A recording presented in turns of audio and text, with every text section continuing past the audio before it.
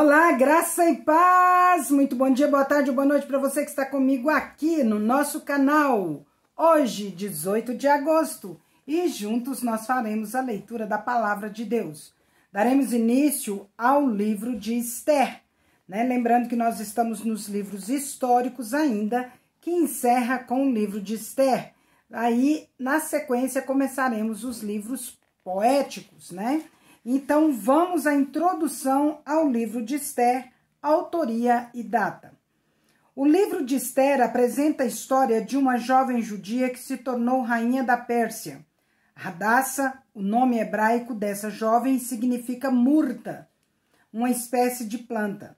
Quando ela se tornou parte do harém real, passou a se chamar Esther, nome possivelmente ligado a Estar, uma deusa acadiana. Ela fora criada por seu primo Mardoqueu após a morte de seus pais. Esther foi considerada uma grande heroína por sua coragem e determinação ao defender seu povo. Esse livro tem o propósito específico de apresentar como a providência divina opera, podendo reverter qualquer situação difícil. A narrativa também mostra a instituição da festa de Purim, reforçando a aliança de Deus com seu povo. A palavra Purim deriva da palavra acadiana puru, podendo ser entendida como lançar sortes. Amã lançou sortes para escolher o dia exato para a destruição dos judeus, mas a situação acabou se invertendo, tornando motivo de comemoração para os judeus. Curiosamente, esse livro não menciona uma única vez o nome de Deus. Tampouco chega a ser citado pelos autores do Novo Testamento, mas desfruta grande popularidade entre os judeus. Também não consta nos rolos do Mar Morto. No entanto, faz parte do cânon sagrado e a principal corrente do judaísmo lhe confere grande valor. Muitos comentaristas bíblicos liberais preferem tratá-lo como um romance histórico. No entanto, os teólogos conservadores preferem mantê-lo no cânon sagrado por causa dos ensinamentos que o livro encerra e consideram o relato autêntico. Esther foi um livro escrito primariamente para encorajar os remanescentes judeus no exílio, mostrando-lhes a fidelidade e o cuidado de Deus por seu povo, mesmo para aqueles que não obedeceram à ordem de voltar para Jerusalém. Autoria e data. A autoria do livro não pode ser determinada, embora alguns acreditam que o próprio Mardoqueu tenha sido o autor. Há várias conjecturas quanto à data em que o livro foi escrito. A primeira referência à festa do Purim surge na época dos Macabeus, o que colocaria Esther no século II a.C. Se foi escrito no período do rei Artaxerxes, filho de Xerxes, então a data provável é 450 a.C. Porém, se o livro surgiu logo após os acontecimentos nele descritos, a data seria por volta de 500 a.C. Para se determinar o local onde foi escrito, seria preciso seguir uma das linhas que estabelecem a data de sua produção, podendo ser a própria Pérsia, onde Esther viveu, ou Jerusalém, no caso de uma data posterior. Portanto, o local onde foi escrito permanece indeterminado.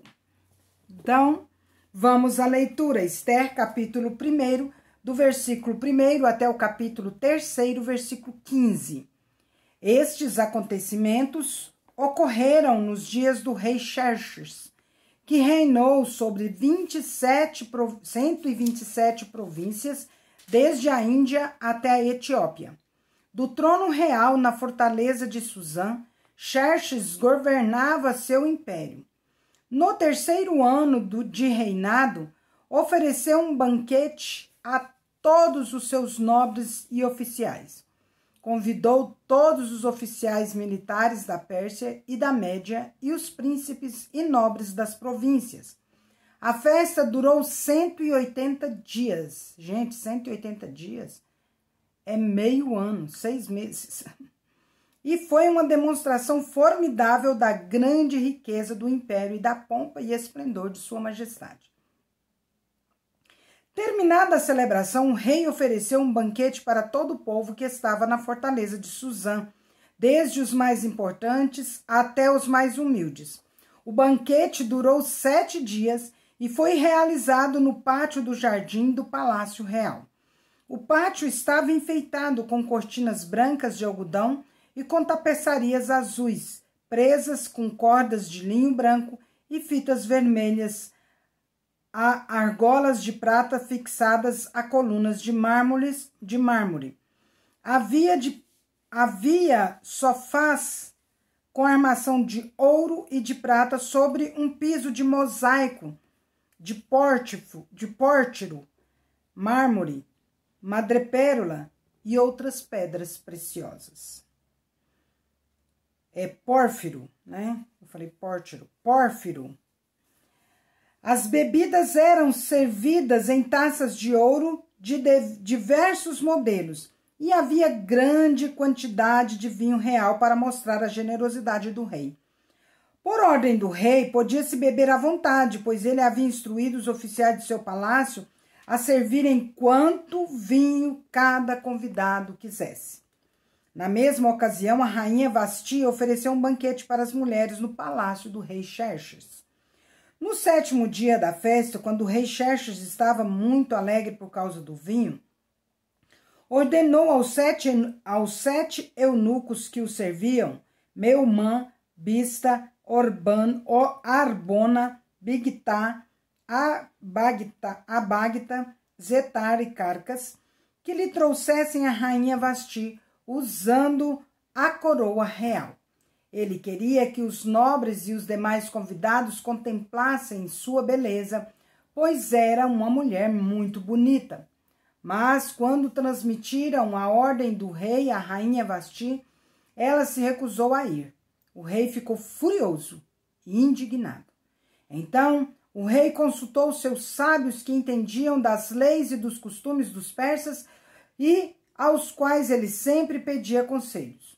Seus nomes eram Carzena, Setar, Admata, Tarsis, Carcena, Tarsis, Admatá, Setar, Meres, Marcena e Memucã. 7 nobres da Pérsia e da Média. Tinha acesso direto ao rei e ocupavam os cargos mais altos do império. O que se deve fazer com a rainha Vasti? Perguntou o rei. De acordo com a lei, qual é o castigo para uma rainha que se recusa a obedecer às ordens do rei transmitidas pelos eunucos? Memucã respondeu ao rei e aos nobres. A rainha Vasti ofendeu não somente o rei, mas todos os nobres e cidadãos das províncias do império. Mulheres de toda parte começarão a desprezar o marido quando souberem que a rainha Vasti se recusou a comparecer diante do rei. Antes de terminar este dia, as esposas dos nobres do rei em toda a Pérsia e a Média saberão o que a rainha fez e começarão a tratar o marido da mesma forma. Haverá grande desprezo e indignação sem fim.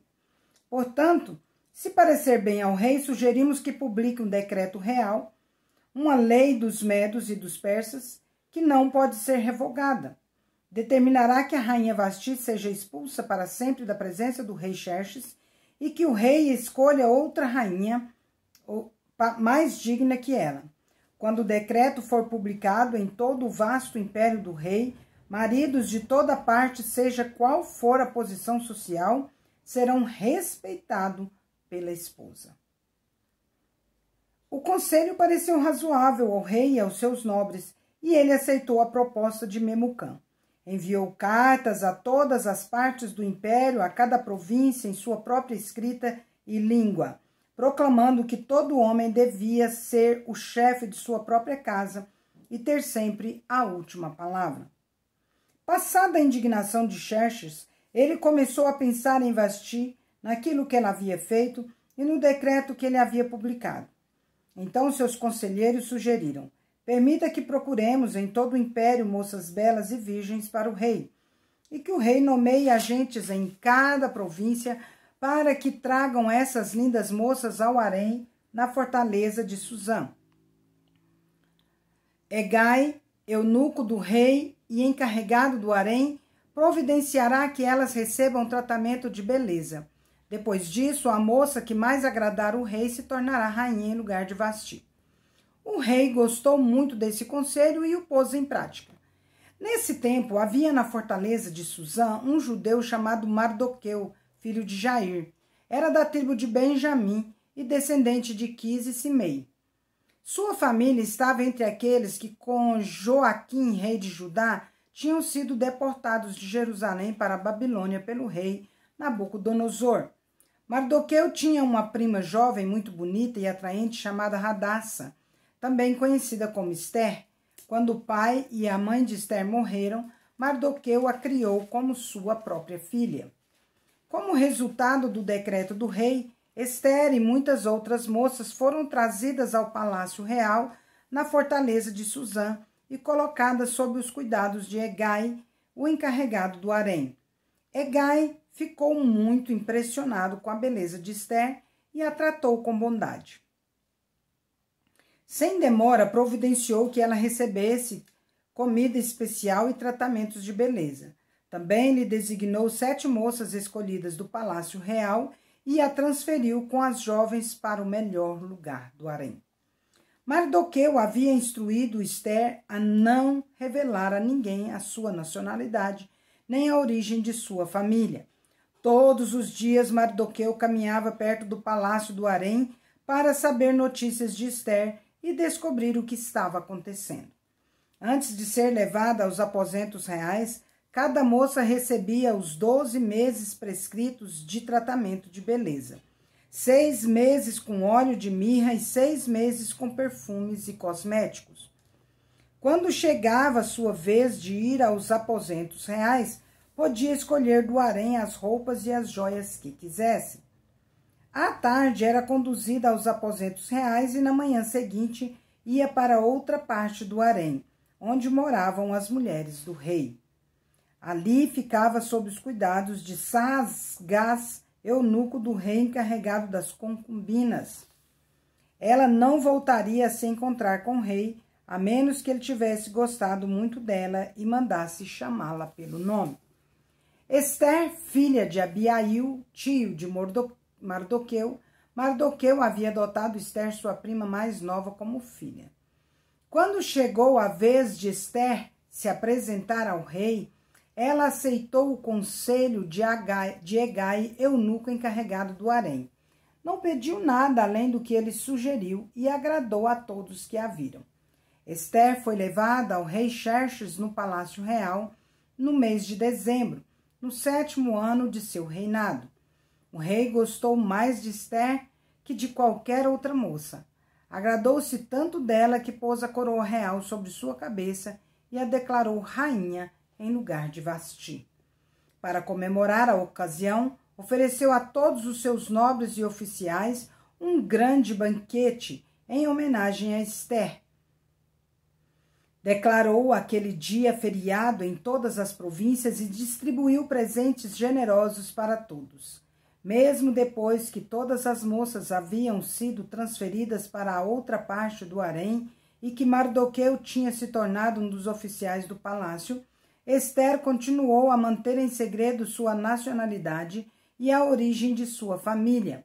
Ainda seguia as instruções de Mardoqueu, como havia feito quando vivia sob os seus cuidados. Certo dia, quando Mardoqueu estava de serviço junto à porta do palácio real, 2 eunucos do rei, Bigtana e Teres, guardas da porta dos aposentos do rei, se indignaram com Xerxes e conspiraram para matá-lo. Mardoqueu, porém, soube do plano e transmitiu a informação à rainha Esther, que contou ao rei em nome de Mardoqueu. Quando o caso foi investigado e descobriu-se que o relato de Mardoqueu era verdadeiro, os 2 homens foram enforcados. Tudo isso está registrado no livro da história do reinado do rei Xerxes.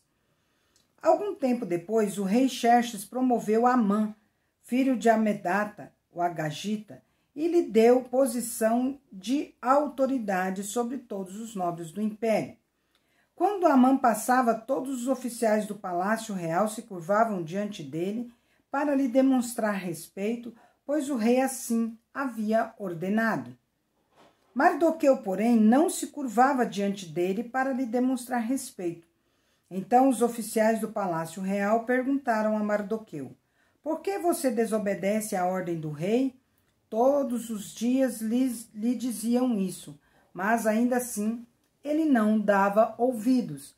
Então contaram tudo a Amã, para ver se ele iria tolerar a conduta de Mardoqueu, pois Mardoqueu lhes tinha dito que era judeu. Quando Amã viu que Mardoqueu não se curvava para lhe demonstrar respeito, ficou furioso. Foi informado da nacionalidade de Mardoqueu e decidiu que não bastava matar somente a ele. Em vez disso, procurou um modo de destruir todos os judeus, o povo de Mardoqueu do império de Xerxes. Em abril, no 12º ano do reinado de Xerxes, foram lançadas sortes, chamadas Purim, na presença de Amã, a fim de determinar o melhor dia e mês para executar o plano. A data sorteada foi 7 de março, quase um ano depois. Então Amã foi ao rei Xerxes e disse: há certo povo espalhado por todas as províncias de seu império que se mantém separado dos demais. Eles têm leis diferentes das leis dos outros povos e não obedecem às leis do rei. Portanto, não é do interesse do rei deixar que vivam. Se parecer bem ao rei, publique um decreto para que eles sejam destruídos, e eu darei 350 toneladas de prata aos administradores do governo para serem depositadas no tesouro do rei, ou nos tesouros do rei. O rei concordou e, para confirmar sua decisão, tirou do dedo o anel com o selo real e o entregou a Amã, filho de Amedata, o Agagita, inimigo dos judeus. O rei disse: a prata e o povo são seus. Faça com eles o que lhe parecer melhor. Assim, no dia 17 de abril, os secretários do rei foram convocados a um decreto, e um decreto foi redigido exatamente da forma como Amã ditou. Em seguida, foi enviado aos mais altos oficiais do rei, aos governadores das respectivas províncias e aos nobres de cada província, em sua própria escrita e língua. O decreto foi redigido em nome do rei Xerxes e selado com seu anel. As cartas foram enviadas por mensageiros a todas as províncias do império, com ordens para que todos os judeus, jovens e idosos, mulheres e crianças, fossem destruídos, mortos e aniquilados num único dia. A data marcada para que isso acontecesse era 7 de março do ano seguinte. Os bens dos judeus seriam entregues a quem os matasse. Uma cópia do decreto devia ser publicada como lei em cada província e proclamada a todos os povos, a fim de que estivessem preparados para cumprir seu dever na data marcada. Por ordem do rei, o decreto foi rapidamente enviado por mensageiros e também foi proclamado na fortaleza de Suzã. Então o rei e Amã se sentaram para beber, enquanto a confusão se espalhava pela cidade de Suzã. 1 Coríntios 11, 17 a 34.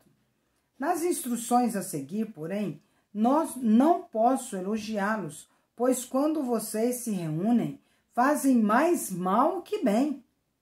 Primeiro ouço que há divisões quando vocês se reúnem como igreja e até certo ponto eu creio. Suponho que seja necessário haver divisões entre vocês para que se reconheçam os que são aprovados. Quando vocês se reúnem, não estão interessados de fato na ceia do Senhor. Alguns de vocês se apressam em comer a própria refeição. Como resultado, alguns passam fome enquanto outros ficam embriagados. Será que vocês não têm casa onde comer e beber? Ou querem mesmo envergonhar a igreja de Deus e humilhar os pobres? Que devo fazer? Ou que devo dizer? Querem que eu os elogie? Certamente não os elogiarei por isso, pois eu lhes transmiti aquilo que recebi do Senhor. Na noite em que o Senhor Jesus foi traído, ele tomou o pão, agradeceu a Deus, partiu-o e disse: Este é meu corpo que é entregue por vocês. Façam isso em memória de mim. Da mesma forma, depois da ceia, tomou o cálice e disse: Este cálice é a nova aliança confirmada com meu sangue. Façam isto em memória de mim, sempre que o beberem, porque cada vez que vocês comem desse pão e bebem desse cálice, anunciam a morte do Senhor até que ele venha. Assim, quem come do pão ou bebe do cálice do Senhor indignamente é culpado de pecar contra o corpo e o sangue do Senhor. Portanto, examinem-se antes de comer do pão e beber do cálice, pois se comem do pão ou bebem do cálice sem honrar o corpo de Cristo, comem e bebem julgamento para si mesmos. Por isso, muitos de vocês estão fracos e doentes, e alguns até adormeceram. Se examinássemos a nós mesmos, não seríamos julgados dessa maneira.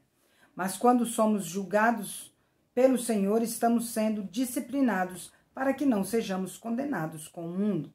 Portanto, meus irmãos, quando se reunirem para comer, esperem uns pelos outros. Se estiverem com fome, comam em casa, a fim de não trazer julgamento sobre si mesmos ao se reunirem.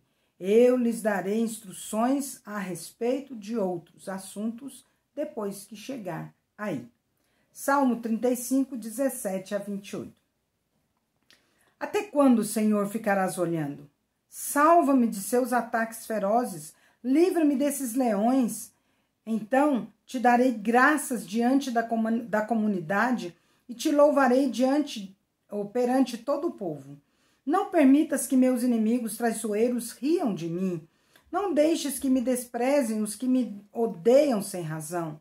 Não falam de paz, tramam contra os que vivem tranquilos na terra. Gritam: Ah, agora os pegamos. Nós o vimos com os próprios olhos. Viste tudo isto, Senhor. Não permaneças calado, Senhor, e não me abandones agora. Desperta, levanta-te para me fazeres justiça. Defende minha causa, meu Deus e meu Senhor. Julga-me, Senhor, meu Deus, conforme a tua justiça.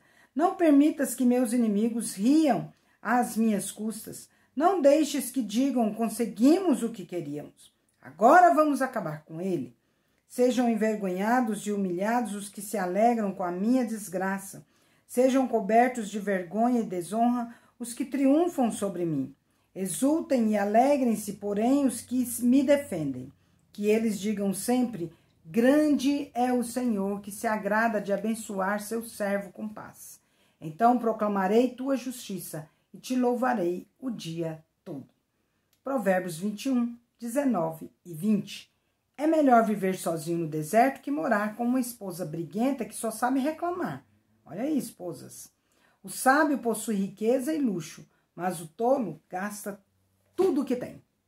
Então, vamos pensar com sabedoria e tudo. Vamos aqui parabenizar, né, aos aniversariantes, mas antes vamos encerrar nossa leitura, que já foi encerrada. Finalmente, irmãos, tudo que é verdadeiro, tudo que é respeitável, tudo que é justo, tudo que é puro, tudo que é amável, tudo que é de boa fama. Se alguma virtude há e se algum louvor existe, seja isso que ocupe o vosso pensamento e o meu também, em nome de Jesus. Amém? Vamos que vamos, hoje é dia 18, lembrando que 2 pessoas já estão participando aqui do sorteio, que eu dei ontem, né, a última deixa, não vou dar mais. Vamos aqui então. Hoje, nós temos aniversariantes no nosso canal. Parabéns pra você nessa data querida, que Jesus lhe conceda muitos anos de vida. Viva a Carla Simone, aqui de Portelândia, fazendo aniversário hoje. Parabéns, que Deus te abençoe grandemente, Carla. A Ana Gomes também, de Pochorel, fazendo aniversário. Um beijão para você, Ana. Alex Tomás, nosso colega do Instituto Bíblico, fazendo aniversário hoje. O Marcos, é o pastor, né? Pastor Alex Tomás. O Marcos Alves, lá de Campinas, fazendo aniversário hoje também. Parabéns. O João Ronaldo, lá de Tuiutaba. Parabéns, João Ronaldo. O Samuel Beirigo, lá de Tuiutaba, mas está morando em Uberaba, filho da nossa irmã Carmelita e do nosso irmão Lázaro. Parabéns, Samuel. Que Deus abençoe grandemente sua vida. E a nossa querida irmã missionária também, Cíntia Freitas, que mora em Araguari e que era lá do Instituto Bíblico conosco, também fazendo aniversário hoje. Parabéns a todos vocês, em nome de Jesus. Vamos aqui aos comentários. A Serene aqui deixando o seu coraçãozinho para mim, que eu agradeço muitíssimo por esse coraçãozinho sempre, viu, Serene? Deus abençoe. Bom dia, Deus é justo e bom, graça e paz a todos, parabéns, feliz aniversário a todos vocês aniversariantes, que Deus abençoe vocês em nome de Jesus. São os votos de Carmen, Lúcia e Dona Maria Hilda. Nós fazemos as leituras juntas. Deus é bom o tempo todo. Deus a todos, abençoe a todos nós inscritos no canal. Amém, né? Tá aqui então a Carmen e a mãe dela, a Dona Maria Hilda, lendo a Bíblia juntas. Que gracinha, um ajudando o outro, né? Por isso diz a palavra, é melhor serem dois do que um. Isso aí, parabéns para vocês. Graça e paz, Salmo 66, versículos 1 e 2.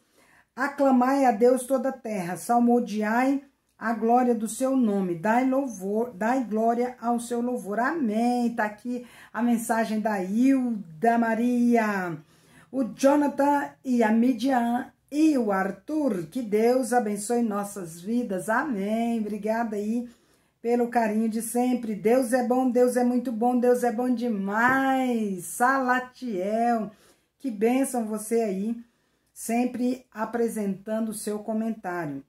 Amém, glória a Deus. A Leila respondendo aí a mensagem do Salatiel. A Carla Simone, bom dia, flor do dia, bom dia com alegria. Agora já é boa noite, boa tarde, bom dia, né? Porque já estamos em outro dia. A Leila Leal, fico pensando o quanto o homem tem facilidade para se descuidar das coisas de Deus. Muitas histórias relatadas na Bíblia mostram o afastamento do homem do caminho certo. O único caminho que nos leva ao nosso lar celeste. Gente, infelizmente, vira e mexe, nós estamos pisando em terreno movediço, né?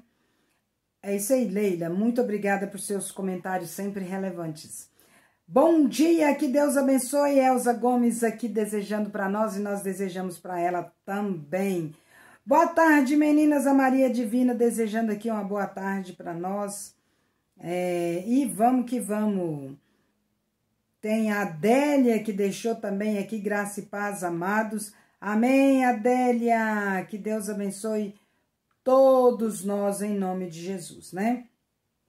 E vamos que vamos então orar pelos aniversariantes. Feche seus olhos, ore comigo. Querido Deus, como é bom e agradável estar na tua presença, buscando o Senhor, lendo a tua palavra. Ó Pai de amor, nós colocamos, ó Deus, a vida da Carla Simone nas mãos do Senhor, da Ana Gomes, do Alex Tomás, do Marcos Alves, do João Ronaldo, do Samuel Beirigo, da Cíntia Freitas. Ó Pai, nós rogamos as ricas bênçãos do Senhor sobre eles. Pai, abençoe-os com muitos anos ainda.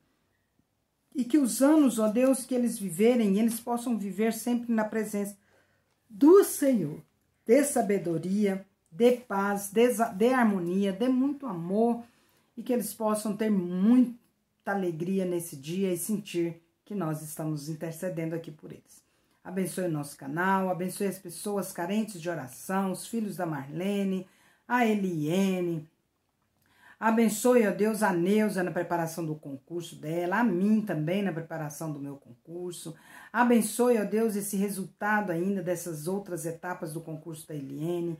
Abençoe também, ó Deus, grandemente o Tiago lá em São Paulo, fazendo essa faculdade no Mackenzie. Dê, ó Deus, a ele muita sabedoria. Capacita-o, ó Pai, e que ele nunca tire os pés do caminho do Senhor. Abençoe nossos filhos, em especial minha nora, que está prestes a ganhar neném. Que o Senhor esteja acompanhando, ó Deus, lá no Canadá, junto com meu filho, em nome de Jesus, Pai. Querido Deus, abençoe o nosso canal e todos do canal. Que todos, ó Pai, sejam agraciados pelas bênçãos ricas do Senhor. E que o nosso canal sempre seja um canal de bênçãos. Em nome de Jesus. Amém. Deus é justo e bom. Vamos?